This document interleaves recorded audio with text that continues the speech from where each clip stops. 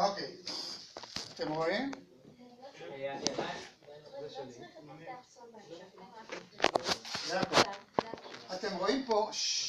אתם רואים פה את הגבול התחתון ביותר, הוא עוד בסדר. מתחת לזה זה כבר לא בסדר. שנייה, תקשיבו רגע, וואו.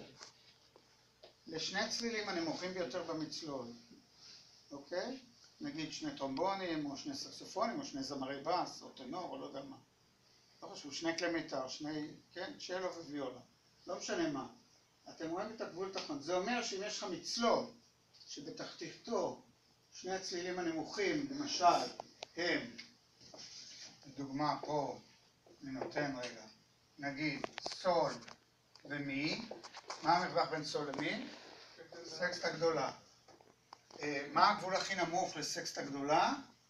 פארה.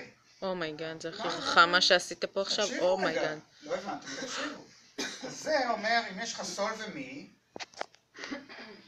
זאת אומרת שזה בסדר, כי זה מעל הגבול.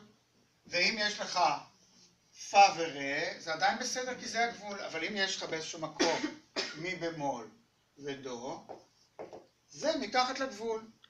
וזה עבירת בוץ. זה מתחת, זה סקסטה, זאת סקסטה גדולה שכתובה, זאת סקסטה גדולה שכתובה מתחת לגבול שלה. כי המצלול של זה הוא בוצי? כן, זה פשוט.